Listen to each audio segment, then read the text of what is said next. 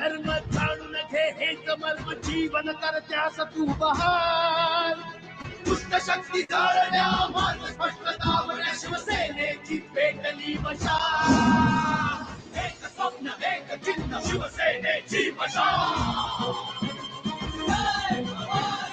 शिवसेना उद्धव बाळासाहेब ठाकरे यांचं चिन्ह मशालच निवडा.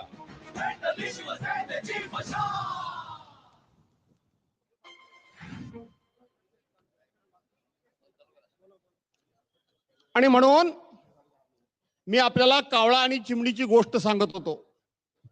कावळ्याचं घर नव्हतं म्हणून तो चिमणीकडे आसऱ्याला आला. चिमणीनं खूप मोठ्या मनानं अगदी दया दाखवून त्यांना घरामध्ये जागा दिली. आणि सकाळी कावळा जेव्हा घरातून निघून गेला तेव्हा चिमणी आपलं घर बघतीये की आपल्या घरामध्ये कावळ्यानं नको ती घाण करून ठेवले. कावळ्यानं आपलं घर उद्ध्वस्त केलंय. भारतीय जनता पार्टीचं देखील तसंच झालं. या पक्षाचे 1984 साली 2 खासदार फक्त होते आणि मग देशातल्या छोट्या छोट्या पक्षांच्या घरामध्ये हा पक्ष शिरला. या पक्षाचे नेते शिरले. आठवा साली ज्या वेळेला देश तेव्हा 23 पक्षांची साथ यांना होती.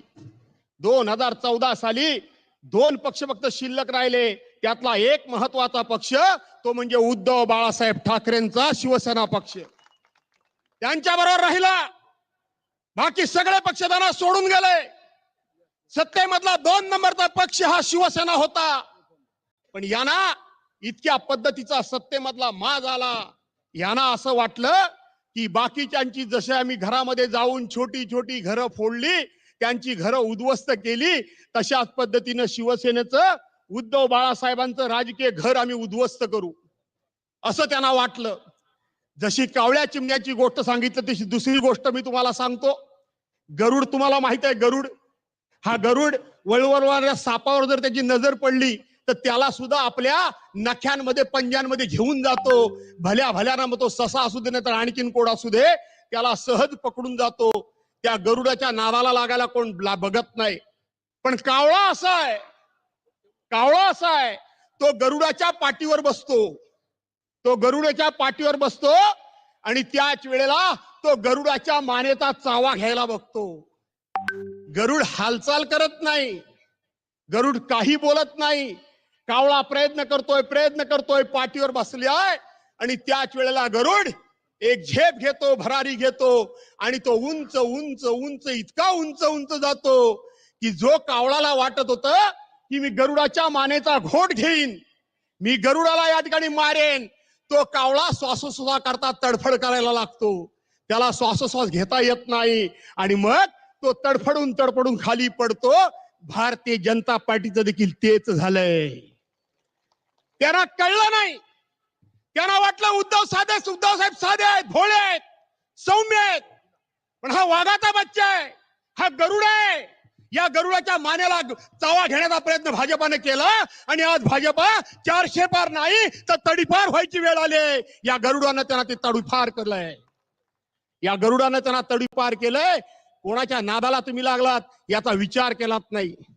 मी मगाशी सांगितलं की सगळा बहुतेक महाराष्ट्र मी पादाक्रांत केला. आज मी कोल्हापुरातून आलोय. लाजा वाटत नाही ना. हे जे गेले ते सांगत होते की नरेंद्र मोदींचा फोटो लावून आम्ही निवडून आलो, नरेंद्र मोदींचा फोटो लावून शिवसेनेचे आमदार निवडून आले. मागच्या एका सभेमध्ये मी सांगितलं होतं, मी जाहीरपणे सांगतोय की निवडणुका केव्हाही येऊ द्या, उद्धव साहेब नरेंद्र मोदींचा फोटो कधी बी बॅनरवर लावणार नाहीत. पण तुम्ही जर खऱ्या बापाची औलाद असाल, थोडी तरी लाज लज्जा तुम्हाला असेल तर तुम्ही आमच्या हिंदुस्थानी सम्राटांचा फोटो लावू नका. काल कोल्हापुरामध्ये देशाच्या पंतप्रधानांची सभा होती आणि एका बाजूला माझ्या सभा होत्या. जिकडे तिकडे मी बघितलं तिथं आमच्या कुठल्याही बॅनरवर पंतप्रधानांचा फोटो नव्हता. पण असा एक बॅनर नाही की हिंदुस्थानी सम्राट मान्य बाळासाहेब ठाकरेंचा बॅनर नाही. तुम्हाला तुमचा फोटो लावून आम्ही मतं घेतली असं तुमचं म्हणणं आहे ना. तुम्हाला संधी आली होती, तुम्ही बाळासाहेबांचा फोटो लावायला नको होता. आणि म्हणून मित्रांनो, अनेक मुद्दे, अनेक अनुभव हे मी तुमच्या समोर कथन करू शकतो. ही निवडणूक निवडून येतो आणि कोण जिंकतो एवढ्या पुरेशी निवडणूक मर्यादित नाही. तर मी मगाशी सांगितलं, उभ्या महाराष्ट्रामध्ये कोणाची जागा आहे ही न बघता शिवसैनिक पेटून उठलाय, शिवसैनिक चौताळून उठलाय, शिवसैनिक प्रतिशोध घेतोय की आमचा पक्ष कुणी चोरला, आमचा पक्षाचं नाव कुणी चोरलं, आमचं निशाणी धनुष्य बाण कुणी चोरली आणि आमच्या शिवसेना प्रमुखांना कुणी चोरलं, याचा प्रतिशोध शिवसैनिक घेत आहेत, याचा प्रतिशोध शिवसैनिक घेत आहेत. आणि म्हणून हे 400 पार वगैरे किंवा 45+20 हे सगळं विसरून जा. पण ही निवडणूक आहे, ही निवडणूक आहे. या निवडणुकीमध्ये काळजी घ्या. कोणी काही चर्चा घडवेल, कोणी काही बोलेल, पण हिंदुहृदय सम्राट शिवसेना प्रमुख मान्य बाळासाहेब ठाकरे नेहमी शिवसैनिकांचा उल्लेख करताना गौरवानं नेहमी म्हणायचे की शिवसैनिकांच्या नादाला लागू नका. शिवसैनिक म्हणजे मदावर बसलेल्या मधमाशावर, मधाच्या पोळ्यावरच्या मधमाशा आहेत. त्या जोपर्यंत शांत आहेत तोपर्यंत शांत आहेत, पण ज्याला कोणाला खुमखुमी आली असेल त्यांनी फक्त त्या मधाच्या पोळ्यावर एक दगड मारून बघावा, त्या माशा त्याची काय अवस्था करतात ते बघावं. हे नेहमी शिवसेना प्रमुख सांगायचे, त्या मधावरच्या पोळ्यावरच्या बसणाऱ्या तुम्ही माशा आहात, मधमाशी चाखणाऱ्या तुम्ही माशा आहात. मधमाशी फुलातला मध घेऊन येऊन त्या ठिकाणी निर्माण करणारं पोळं तुम्ही माशा आहात. परंतु माशा 2 प्रकारच्या असतात, तेवढंच फक्त तुम्हाला मी सांगतो. माशा 2 प्रकारच्या असतात. मधाच्या पोळ्यावर बसणारी माशी ही कधी घाणीवर बसत नाही. ती माशी जरी असली तरी ती घाणीवर बसत नाही, आणि घाणीवर बसणाऱ्या माशीला मधमाशाच्या पोळ्या जवळ करत नाही. तुम्ही मधाच्या पोळ्यावरच्या माशा आहात, या घाणीवर बसायला कुणीही जाण्याचा चूक करू नका, कुणीही चूक करू नका, अशा प्रकारची विनंती करतो. विनायक राऊतांबद्दल मी काय बोलायला पाहिजे, विनायक राऊतांबद्दल मी काय सांगायला पाहिजे. स्वतः अनुभवतात, स्वतः बघतात, स्वतः ऐकतात. हे सगळं तुमच्या काना नाका डोळ्यांनी जी गोष्ट तुम्ही अनुभवतात त्याच्याबद्दल मी फार काही सांगणार नाही. पण आज गाडीतून येत असताना, कोल्हापूरतून प्रवास करत असताना उद्धव साहेबांनी एक क्लिप पाठवली, तेवढी पुन्हा मी ऐकली. मला सोशल मीडियाच्या आमच्या लोकांना विनंती आहे की ह्या क्लिप्स व्हायरल करा. 30 सेकंदाच्या आहेत, 45 सेकंदाच्या आहेत, फार नाहीत. त्या क्लिपमध्ये बाकी सगळ्या महाराष्ट्राच्या, देशाच्या व्यथा काय आहेत, अडीअडचणी काय आहेत, हे दुष्टांचं सरकार, हे अहंकारी सरकार, हे दोस्तीला न जागणारं सरकार, हे महिलांचा आदर न करणारं सरकार, आदर तर सोडा, अपमान ठाई अपमान करणारं सरकार. वेळ कमी आहे ना तर चंद्रपूरची घटना सांगितली असती, वेळ कमी आहे म्हणून मणिपूरची घटना सांगितली असती, वेळ कमी आहे म्हणून माझ्या रत्नागिरी जिल्ह्यातली सुद्धा घटना सांगितली असती, पण सांगत नाही. आणि म्हणून त्या क्लिपमध्ये हे सगळे विषय थोडेफार आहेत. त्याच्यामध्ये आपल्या व्यथा मांडत असताना त्या गाण्यामधली असेच 2 शब्द आहेत, हे सरकार कोण बदलणार. म्हणजे तरुण असतील, महिला असतील, व्यावसायिक असतील, व्यापारी असतील, सीमेवर लढणारे जवान असतील, हे अतिशय कळवळीनं, वेदनेनं, हताशपणे प्रश्न विचारतायत, हे सरकार कोण बदलणार. त्याच्यावर उद्धव साहेब उत्तर देतात, जे मतदान करणार तेच सरकार बदलणार, जे मतदान करणार तेच सरकार बदलणार. त्याचा शेवट सांगतो, त्याच्यामध्ये पुन्हा तरुणी विचारतात की हे सरकार कोण बदलणार. त्यावेळेला उद्धव साहेब ठामपणे सांगतायत, शब्दामध्ये आश्वासकता आहे, शब्दामध्ये निश्चित स्वरूपाचा अशा प्रकारचा विश्वास आहे, विश्वासघात नाहीये, खोटा आशावाद नाहीये. तर तिथं सांगतात उद्धव साहेब की हे सरकार कोण बदलणार, मशाल पेटणार, घाबरू नकोस आणि सरकार बदलणार. मशाल पेटणार आणि सरकार बदलणार. ह्या माझ्या मुस्लिम भगिनींपासून सगळ्या जाती धर्माची लोक इथं ज्या विश्वासानं उद्धव साहेबांना ऐकण्याकरता आलेत, ज्या विश्वासानं उद्धव साहेबांच्या प्रचंड सभेमध्ये बसतात, हेच तुझ्या हे सरकार बदलणार आहेत. आणि हे सरकार बदलणार म्हणजे विनायक राऊतांना निवडून देऊन एक खासदार या ठिकाणी निवडून आणणार. त्यामुळे बाकीच्यांचे कोणाचा विचार करण्याची गरज नाही. आता मी 2-4 फटके काही मारत नाही म्हणून सगळे जरा शांत आहेत. विनायक राऊतांनीच मला सांगितलं, नको रे बाबा फटकारे मारू, असं तुझा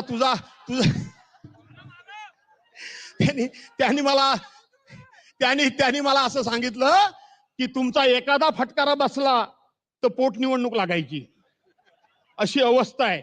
कारण मध्य प्रदेशमध्ये एक पोटनिवडणूक लागली.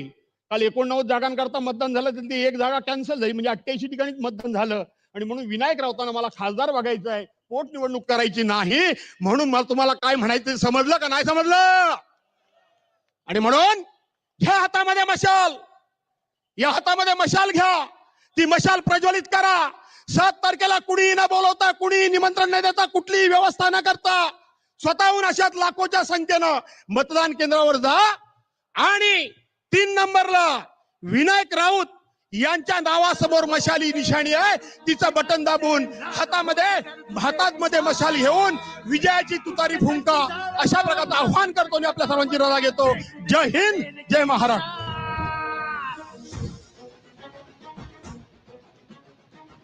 यानंतर मी विनंती करतो राऊत साहेबांना की खोक्याला न बळी पडणारं आमचं नेतृत्व, आमच्या या कोकणचा स्वाभिमान, या ठिकाणी शिवसेनेचं झंझावात उभं करणारं नेतृत्व माननीय विनायकजी राऊत साहेब यांना मी विनंती करतो की आपण या ठिकाणी मार्गदर्शन करा.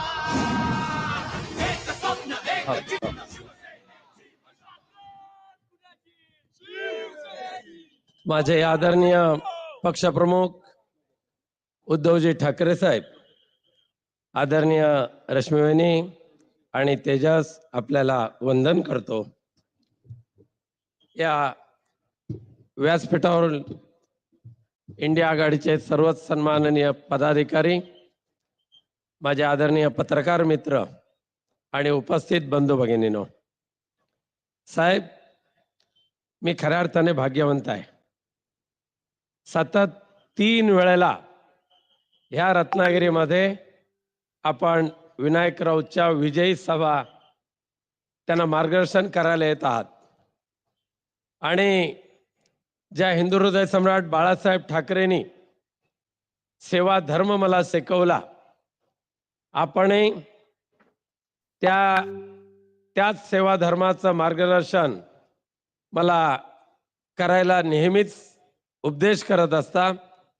मी आपल्या समक्ष पुनश्च एकदा माझ्या कोकणवासियांना आणि कोकणवासियांच्या माध्यमातून माझ्या हिंदू हृदय सम्राट बाळासाहेबांना साष्टांग दंडवत करतो आणि ह्या सेवा धर्माचं पालन करण्याचा शब्द देतो.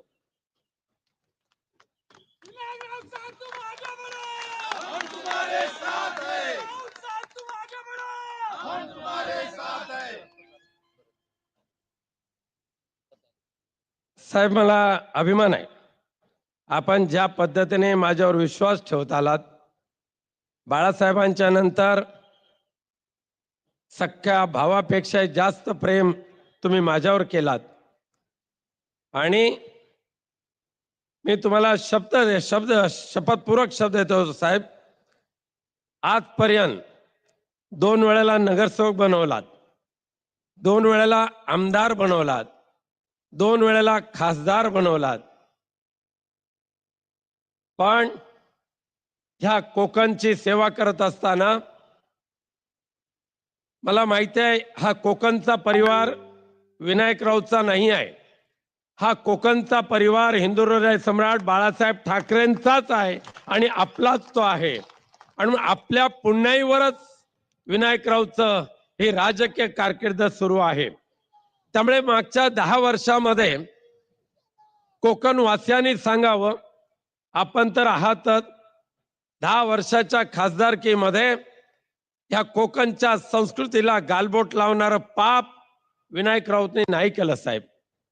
10 वर्षामध्ये ह्या कोकणची कोकणच्या संस्कृतीचं संवर्धन करावं, देवधर्माच्या या कोकण भूमीचं ते पावित्र्य कायम राखावं आणि सामाजिक सेवेचं जेवढं करता येईल तेवढं काम या कोकणमध्ये मी केलेलं आहे. आणि म्हणूनच लेखाजोखाच्या माध्यमातून मी केलेलं काम लोकांसमोर आहे. संसदेमध्ये केवळ नामदारी खासदार न बसता किमान 108 वेळाला संसदेमध्ये मतदारसंघाचे प्रश्न, राज्याचे प्रश्न, लोकसभेचे, देशाचे प्रश्न विनायक राऊतने मांडत असताना ह्या कोकणमध्ये मुंबई गोवा राष्ट्रीय महामार्ग असो, कोकणला लागणारा CRZ चा प्रश्न असो, खासगी वनसंज्ञा असो, हत्तीमुक्त मानगाव खोरे असो किंवा आपल्या माध्यमातून संपूर्ण कोकण किनारपट्टीवर भूमिगत विद्युत वाहिन्या देत असतानाच रत्नागिरीचा विमानतळ, सिंधुदुर्गचा विमानतळ, त्याचबरोबर ह्या कोकणच्या पर्यटनाला वाव देण्यासाठी आदरणीय आदित्यजी ठाकरे यांच्या कारकिर्दीमध्ये संपूर्ण कोकण किनारपट्टी सहित सह्याद्री पट्ट्यामध्ये सुद्धा पर्यटनाच्या योजना लागू करण्याचा प्रयत्न आदित्यजींनी आणि तुम्ही केलात. दुर्दैवाने मध्ये आलेलं सरकार त्यानं हे कोकणचा द्वेष करणारे सरकार आहे. कोकणची भूमी ही सध्याच्या गद्दार गटाच्या मुख्यमंत्र्यांना आणि देवेंद्र फडणवीस यांना सोन्याची कोंबडी वाटते आणि म्हणून अनेक प्रकारची संकट ह्या कोकणवर लादू पाहतायत. नुकतंच आता आमचा काजू, आंबा ह्या बागायतदारांचा खूप मोठा प्रश्न साहेब या कोकणामध्ये आहे. काजूला हमीभाव मिळाला पाहिजे ही मागणी आपण करतोय, पण विनायक राऊत मागणी करतोय म्हणून त्याला बासनात गुंडाळून टाकायची. आज आंबा उत्पादकांच्या समोर यक्ष प्रश्न राहिलेला आहे. हा संपूर्ण आंबा उत्पादक वाशी मार्केटमध्ये आपला काजू आंबा घालतात. काजू रत्नागिरी आणि सिंधुदुर्ग आणि कोल्हापूरचा एक दर्जेदार काजू, आजपर्यंत हा काजू निर्यात होत होता, परंतु या गद्दार सरकारने, भारतीय जनता पक्षाच्या सरकारने सुद्धा कोकणच्या आणि कोल्हापूरच्या काजूवरची निर्यात बंदी अधिक कडक घातली. जे होत बंद करून टाकल्या आणि त्या बदल्यात आफ्रिका आणि टांझानियाच्या काजू देशात येऊ लागल्या.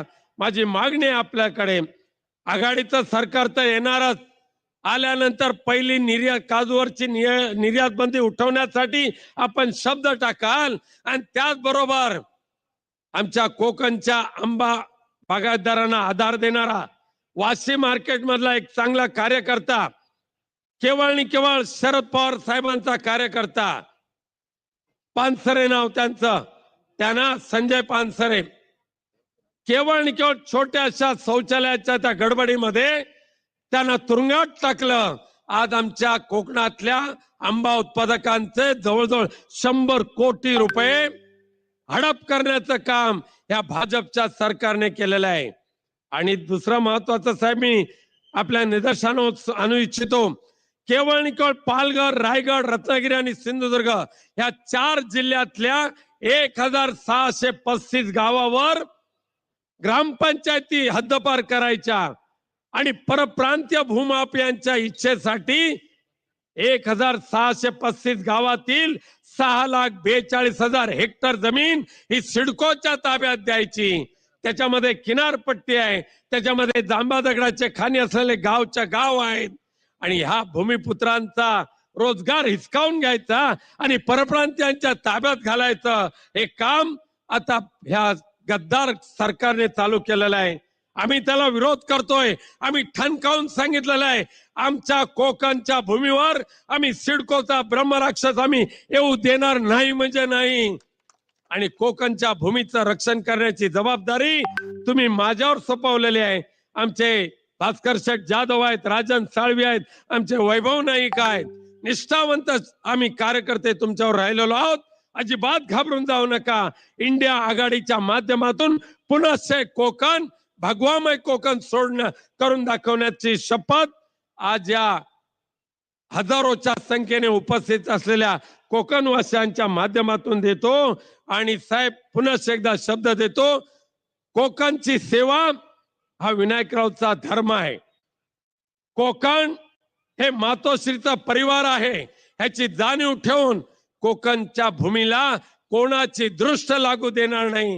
ही कोकणची भूमी सुरक्षित ठेवण्याचं वचन आज या ठिकाणी देतोय आणि आपल्या साक्षीने मतदारांकडे एकच प्रार्थना करतो, निष्ठावंत शिवसैनिक म्हणून आज नव्हे, जोपर्यंत या विनायकरावच्या कुडीमध्ये प्राण आहे तोपर्यंत विनायकराव मातोश्रीचा सेवकच आहे, तोपर्यंत विनायकराव कोकणचा सेवक आहे. त्या सेवकाला विजयी करण्यासाठी उद्धव साहेबांची ही मशाल जगदंबेची मशाल छत्रपती शिवाजी महाराजांची मशाल तुमच्या माध्यमातून विनायक राऊतला आशीर्वाद देण्यासाठी 7 मे रोजी त्याचा पुरेपूर वापर करा आणि पुन्हा एकदा विनायक राऊतला आशीर्वाद द्या. धन्यवाद. जय हिंद, जय महाराष्ट्र.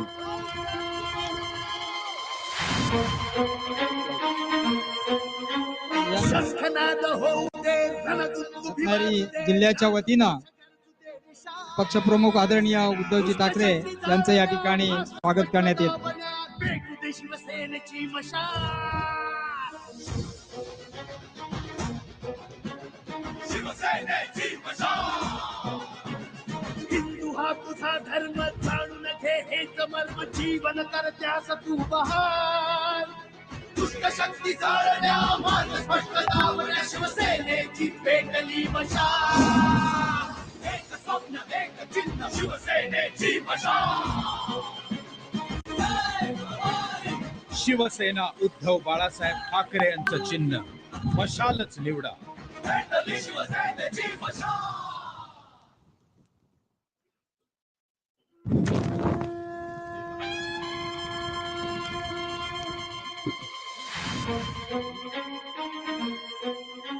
शस्त्रनाद होऊ दे रणदुंदुभी वाजू दे नाद घोष करजू दे निशाल. दुष्ट शक्ती जाळण्या हॅलो हॅलो हॅलो शिवसेनेची मशाल. हॅलो.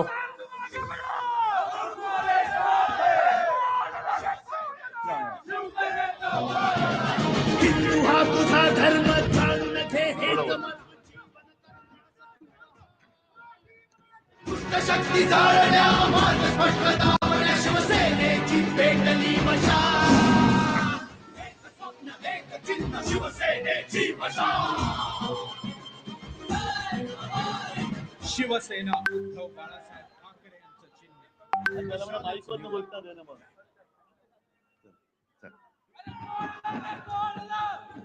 व्यासपीठावर बसलेले महाविकास आघाडीचे सर्व मान्यवर नेते आणि जमलेल्या माझ्या तमाम देशभक्त बांधवांनो, भगिनींनो आणि मातांनो, कोकणामध्ये प्रचार करण्याची गरज आहे काय? मग थांबू इकडेच. मी मुद्दामून आलो कारण मला कल्पना आहे कोकणामध्ये मला प्रचाराची. कोकण हे शिवसेनेचं आणि आम्हा ठाकरे कुटुंबियांचं हृदय आहे. आणि भास्करराव आहेत, राजन आहे, वैभव आहे, तुम्ही सगळेजण आहात. मला अभिमान आहे तुमचा. शिवसेना फोडण्याचा प्रयत्न झाला तरी सुद्धा तुम्ही जागच्या जागी उभे आहात. आणि हा डाव कसा आहे बघा. एक तर शिवसेना फोडली, शिवसेना चोरली, गद्दाराकडे धनुष्यबाण दिलं, गद्दाराची पूर्ण तंगडतोड केली, जागा कापल्या, उमेदवार बदलले आणि इतक्या वर्षानुवर्ष तुम्ही जीवापाड जपलेला धनुष्यबाण तर चोरलाच, पण आता कोकणावरनं तो सुद्धा गायब करून टाकला. म्हणजेच काय की त्या लाचारांना कळलंच नाही, खोक्यात जे बसले त्यांना कळलंच नाही की हे जे गद्दारांचे मालक बसलेत दिल्लीत 2, ते शिवसेनेबरोबरचं कोकणचं नातं तोडायला निघालेत. त्यांना माहित नाही अजून कोकणामध्ये जांबा दगड आहे आणि असं म्हणतात की जांबा दगड हा कोण एकेकाळी लावारस होता, बरोबर ना? याचा अर्थ असा नाही की त्याचा पुन्हा लावा नाही होणार.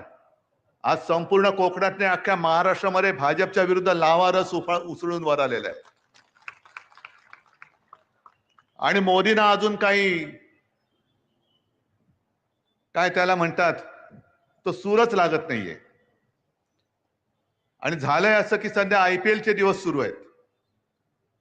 मॅच बघताना पंचायत होते की अरे हा खेळाडू आपल्या टीम मध्ये होता, तो नाही तो तिकडे गेला, अरे तो तिकडे होता, नाही तो आता इकडे गेला.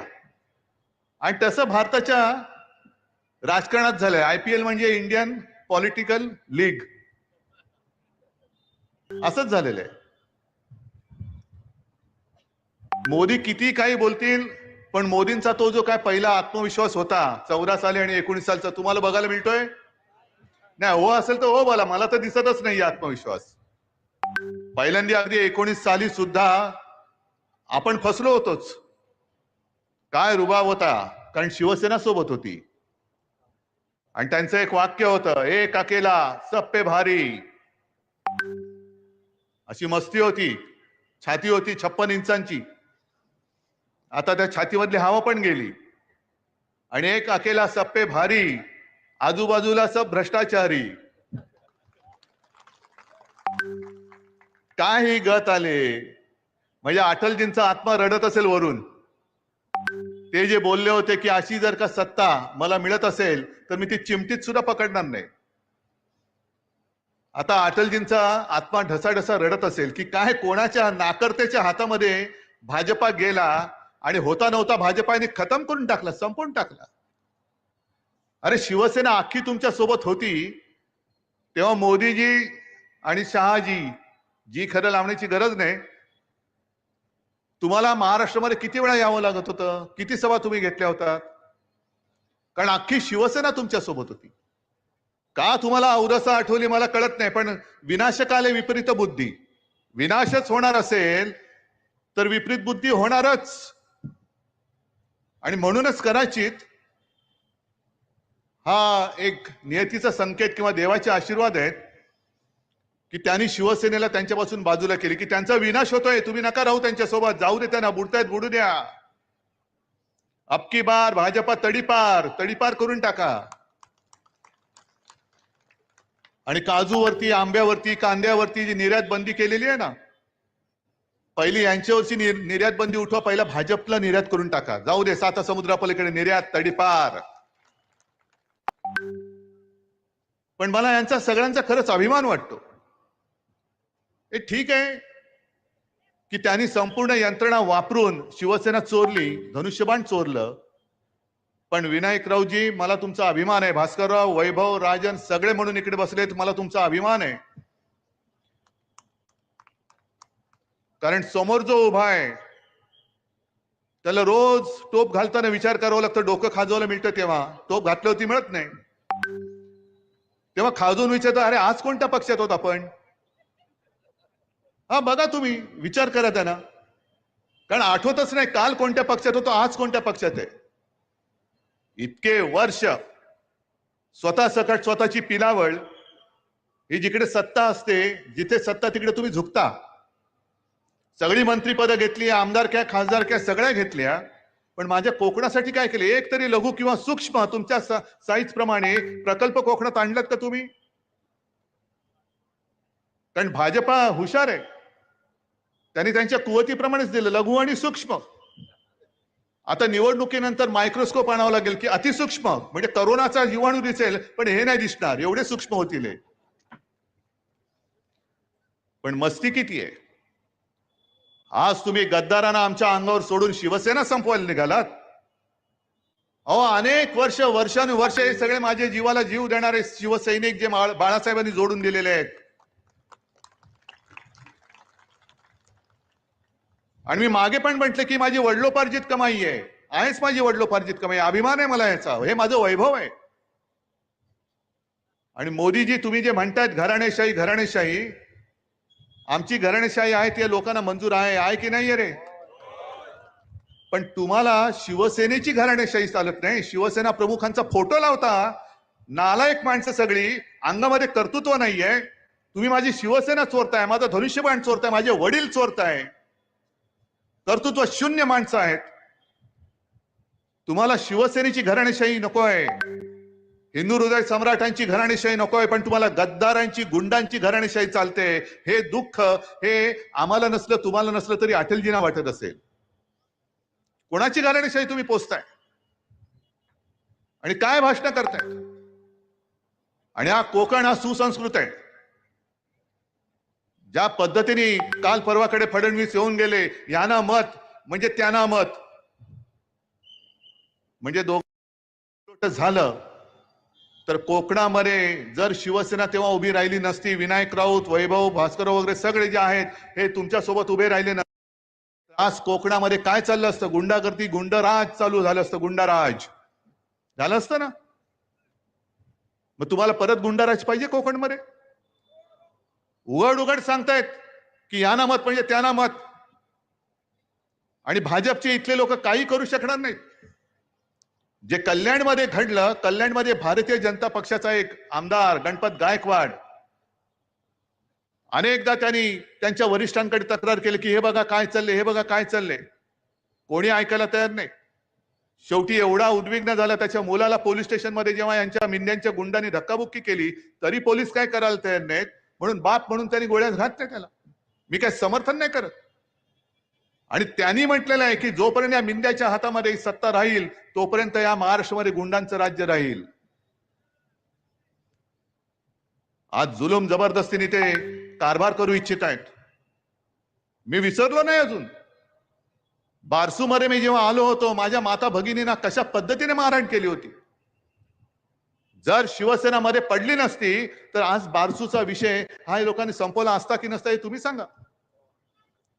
फौज आणून उभी केली असती. आणि कदाचित मी असं म्हणत नाही की त्यांचं सरकार येणार तर नाहीच, पण त्यांचं स्वप्न हेच असेल की आपलं सरकार आल्यानंतर बघू ना, बारसू काय जैतापूर काय फौजा आणून उभ्या करू आणि कोणाला मारायचंय. मागे जैतापूरमध्ये गोळ्या घातलेल्याच आहेत,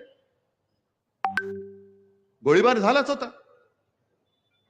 मग त्याच पद्धतीने यांना जर कोकण स्वतःच्या विळख्यात घ्यायचं असेल तर बारसूची रिफायनरी ही तुमचा विरोध डावलून सुद्धा ते उभं करू शकतील. आणि मी तुम्हाला वचन देतोय, आपलं इंडिया आघाडीचं सरकार येणार म्हणजे येणार, आणणार म्हणजे आणणारच. आणि मग बारसू असेल, जैतापूर असेल, कोणताही विनाशकारी प्रकल्प मी कोकणात येऊ देणार नाही. नुसता जमिनीवरनं नाही तर तिथल्या सरकारच्या कागदावरून सुद्धा तो मी पिसून टाकेन, माझं तुम्हाला वचन देतोय मी तुम्हाला. आणि मग भाजपच्या अंधभक्तांना मला विचारायचंय की तुम्ही प्रचार कोणाचा करताय?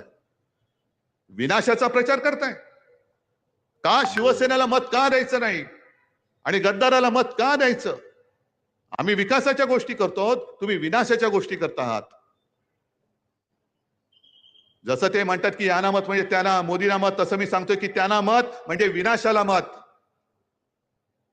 मग एका बाजूला विनाश आहे आणि दुसऱ्या बाजूला विघ्नहर्ता विनायक आहे. तुम्हाला काय निवडायचं तुम्ही निवडा. हे किती काळ सहन करणार? काजूवरती निर्यात बंदी, आंब्यावरती ही बंदी, त्याच्यावरती ती बंदी. आणि यांचा जो महाराष्ट्राबद्दलचा जो आकस आहे, हा आकस आता एवढ्या टोकाला पोचलेला आहे की तुम्ही जे गाणं ऐकलं ना मग अशी मशाल गीत, आहे तिकडे मोठ्या प्रमाणावरती मुस्लिम बांधव आले. तुम्हाला काय खटकतंय काय रे त्याच्यात?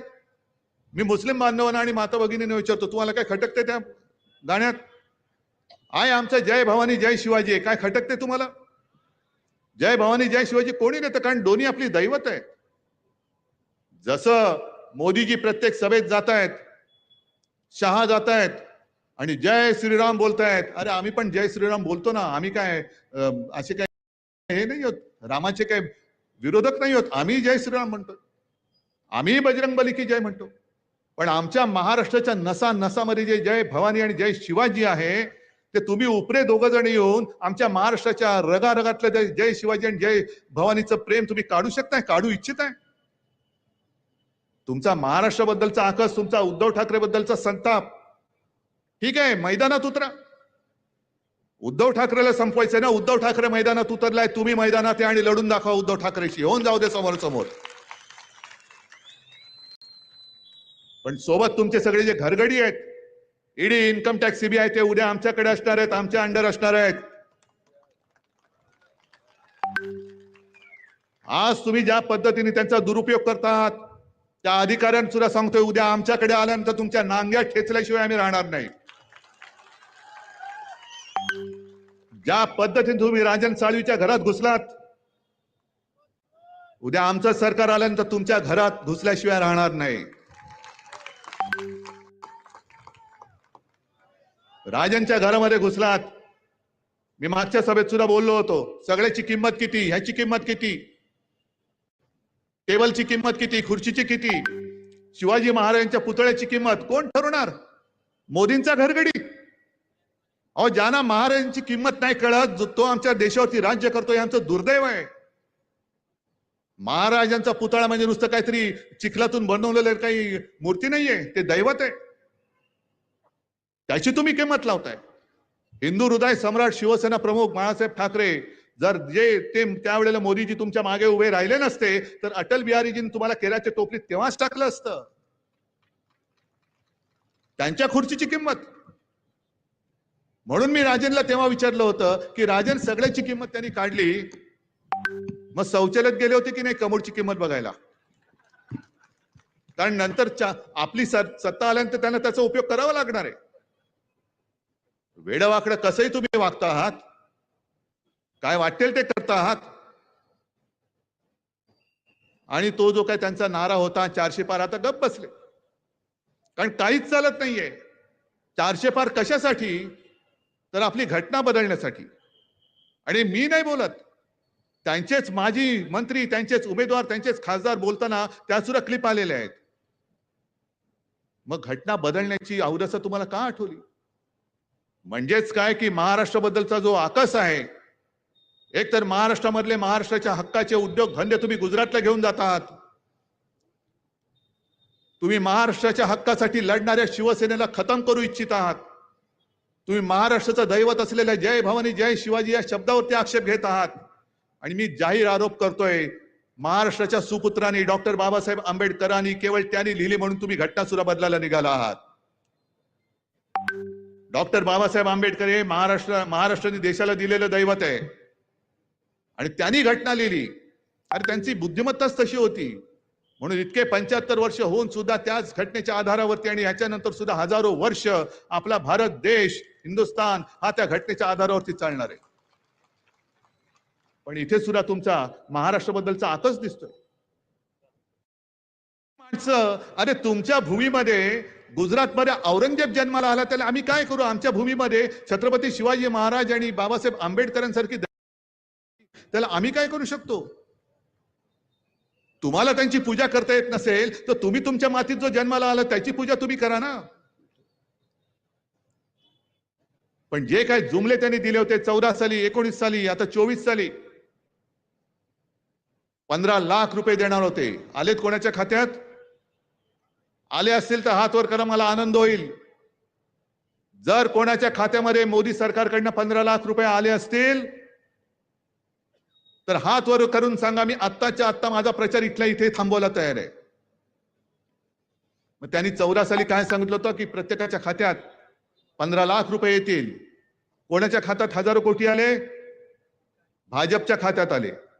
निवडणूक रोख्यांच्या माध्यमातून हजारो कोटी, 8-10 हजार कोटी हे त्यांनी 2 ते 2.5 वर्षात कमावले. म्हणजे एक गोष्ट ते बरोबर बोलले की जे काँग्रेसला 60 वर्षात जमलं नाही ते आम्ही करून दाखवलं. बरोबर आहे, काँग्रेसला एवढे पैसे कमवताच आले नाही. मोदीजी तुम्ही 2.5 वर्षात कमवले 8 ते 10 हजार कोटी. बरं, गंमत बघा अशी आहे, अर्थमंत्री कोण होत्या? निर्मला सीतारामन. आणि तुम्हाला माहिती असेल किंवा नसेल, जोपर्यंत कोर्टाचा निकाल येत नव्हता, कोर्टाचा निकाल येईपर्यंत त्यांनी पुढचे 10,000 कोटी रुपयांचे रोखे हे छापून तयार ठेवले होते आणखीन लुटायला. मी सर्वोच्च न्यायालयाला खास धन्यवाद देतोय की तुम्ही अगदी योग्य वेळी यांची हंडी फोडलीत. कारण 8 ते 10 हजार कोटी यांनी आम्हाला न सांगता असेच लुटले होते, आम्हाला माहितीच नव्हतं. आणखीन 10,000 कोटी हे लुबाडणार होते. आणि या सीतारामन बाई बोलल्या आहेत की आमचं सरकार आल्यानंतर आम्ही पुन्हा निवडणूक रोख्यांची योजना आणणार, म्हणजे पुन्हा तुम्हाला लुटणार, तुम्हाला तुमची लूट चालेल, परवडेल. बरं, गंमत मी एवढ्यासाठी म्हटलं की ज्या सीतारामन बाई बोलल्या की हे आम्ही पुन्हा ही रोखे आणणार, रोख्यांची योजना आणणार, त्यांचेच पती परकला प्रभाकर, त्यांनी तर त्यांच्यावरती जो मोठा आघात केलेला आहे, त्यांनी सांगितलं की हा जगातला सगळ्यात मोठा घोटाळा आहे आणि त्याचं नाव त्यांनी मोदी गेट असं दिलेलं आहे. मोदी गेट. मोदींवरती थेट आरोप त्यांनी केलेला आहे. आम्हाला संपवायला निघालात ना? का आम्ही तुमची पालखी वाहत नाही म्हणून तुम्ही आम्हाला संपवायला निघालात? मग तुमच्याच मंत्रिमंडळातल्या ज्या मंत्रीबाई होत्या त्यांचे यजमान तुमच्या तोंडावरती बोलताय की तुम्ही घोटाळा केलाय, तुम्ही घोटाळेबाज आहात. का त्यानं उत्तर देत नाही? आम्ही आरोप करतोय, आरोप नाही करत, आम्ही सत्य लोकांसमोर आणतोय. आजच मी येताना वाचलं की डाळी कडाडलेल्या आहेत, डाळीचे भाव वाढलेले आहेत. जर आपण विचारलं मोदीजी डाळीचे भाव वाढले, वो तो नेहरूजीने बढाया. नेहरू जाऊन किती वर्ष झाली? बरं, नेहरू किती वर्ष पंतप्रधान होते? 16 वर्ष. भाजपा किती वर्ष आहे? अटल बिहारी वाजपेयी होते, त्यांची काळा सगळी वर्ष, यांची 10 वर्ष. म्हणजे 16 पेक्षा जास्त वर्ष हे भाजपाचं सरकार तिकडे आहे. मग नेहरूनी 16 वर्षात काय केलं असेल ते पुसून टाकून तुम्ही 16 वर्ष काय केलं, तुम्ही 10 वर्ष काय केलं, हे तुम्ही का नाही सांगत? म्हणजे सांगायचं काय की 60 वर्षात काही नाही केलं. बरं, नसेल काही केलं, मग त्यांना जर का विचारलं पुढे काय ना, आता सुरुवात झाले. 10 वर्ष आम्ही नुसतं काय आमचं हे करत होतो, आता पुढे बघा 2047 साली तुम्हाला काय देतोय. 2047 साल कोण बघणार आहे? आता जे प्रचार करतात त्यांचे सगळे, ते तरी बघणार आहेत 2047? आणि तुम्हाला काय वाटतं ही जनता सगळी काय दूधखोडी आहे, बुडी आहे? 14 साली सांगितलं होतं की 19 पर्यंत मी करेन. अहो कशाला नोटबंदी केली होती तुमच्या लक्षात तरी आहे? आता नोटबंदी केल्यानंतर रडून काय बोलले होते? मुझे सिर्फ कितने दिन दो, 100 दिन दो. त्या तारखेपासून तुम्ही 1 एप्रिल पर्यंत जर का दिवस मोजले तर जवळपास 2700 पेक्षा जास्त दिवस झाले. मोदीजी नोटबंदी नंतर तुम्ही जे काय करणार होतात, अगर मैंने कुछ किया नहीं तो आप जो बोलेंगे, जहां बोलेंगे, जो सजा देंगे मुझे मंजूर है. आता संपूर्ण जनता तुम्हाला हीच सजा देणार आहे की आपकी बार तडीपार. आता जा तुम्ही. आणि म्हणून सगळीकडे ते फिरतायत, बाकी काहीच केलं नाही. राम मंदिर केलं, जिथे जात आहेत तिकडे राम राम राम राम करतायत. मला विचारलं काही पत्रकारांनी की तुमच्यावरती जय भवानी बोलायला बंदी घातली, पण ते तर म्हणतात की रामाचा प्रचार करतायत. म्हटलं ते प्रचार नाही करत.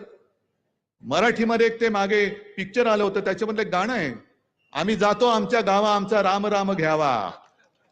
असं सगळीकडे फिरतायत, राम राम राम राम, चाललो बरं राम राम, असं मोदी आणि शहा फिरतायत. म्हणून तर महाराष्ट्रात एवढ्या वेळा येत आहेत. मुंबई गोव्याचा जो रस्ता झाला का पूर्ण? कधी होणार? 3000 सालापर्यंत तुम्हाला देतो बघा, तोपर्यंत तुम्ही मला मत द्या. 3000 साली असं काही गुळगुळीत करेन की तुम्ही नुसतं मुंबईत नुसतं उभे राहिलं तरी ऑटोमॅटिक सरकून कोकणात याल. आणि कोकणात थेट चंद्रावती पूल बांधून देतो तुम्हाला, पण ते 3025 साली. आणि इकडेच आपण फसतो. आता अशी ते जे काय आगडबंब वचनं आणि आश्वासनं देत आहेत, जसं मी तुम्हाला सांगितलं मी चंद्रावती पूल बांधून देतो. चला मला सगळ्यांना विचारायचंय, कोणाची तयारी चंद्रावती पूल बांधून द्यायची?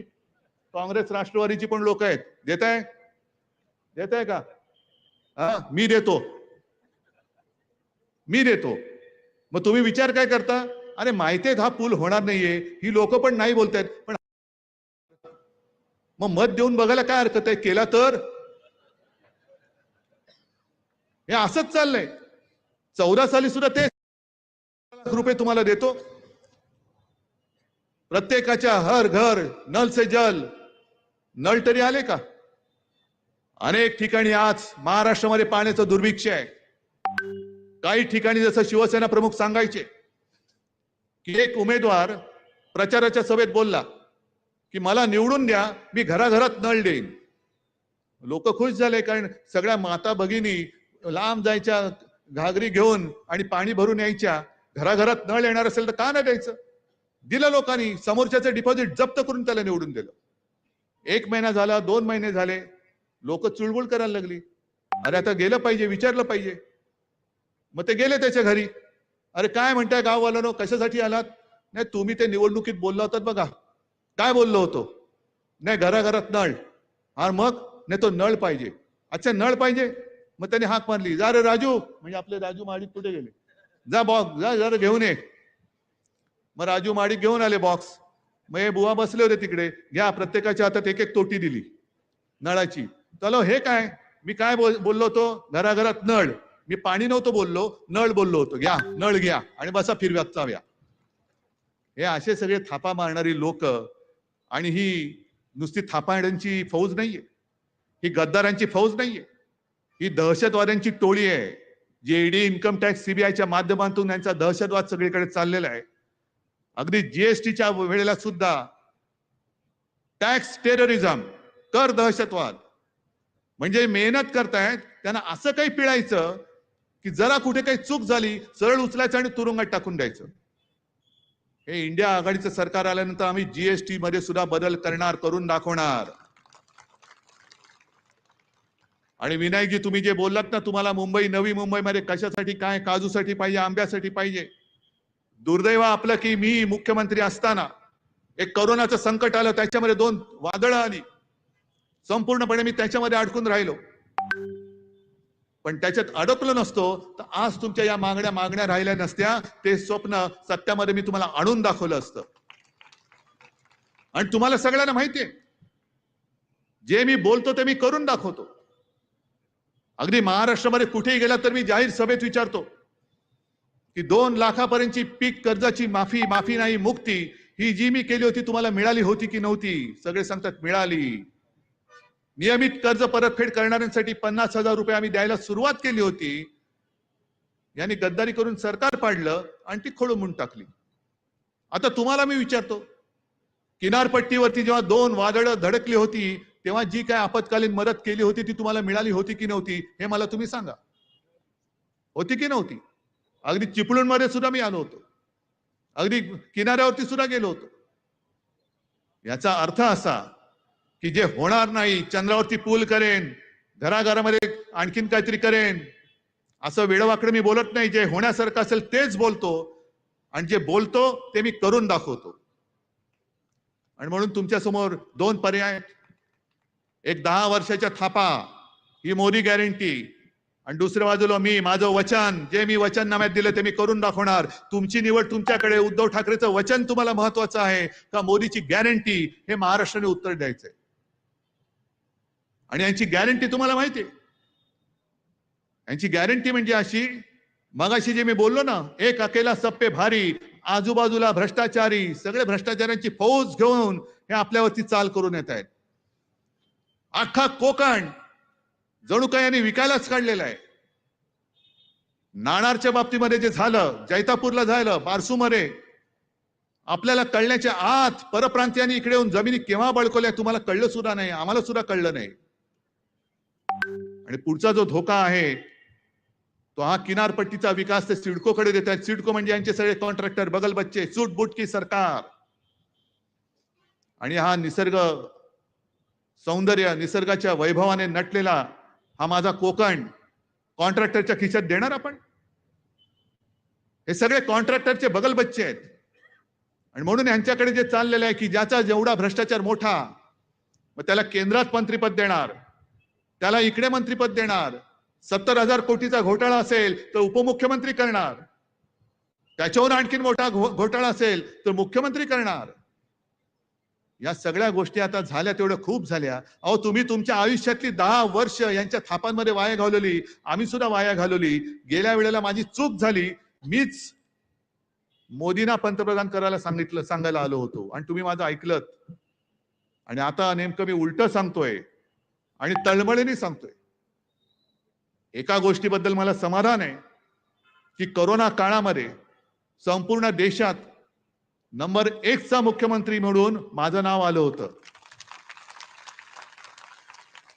पण अत्यंत नम्रपणाने सांगतो, हे कर्तृत्व माझं नव्हतं. हे कर्तृत्व तुमची साथ आणि सोबत नसती तर महाराष्ट्र वाचू शकला नसता. म्हणजे फडणवीस जे सांगतायत की बाकी विकास कामं तर सोडून द्या, पण मोदीजींनी लस दिली नसती. अरे लस म्हणजे काय लसूण आहे?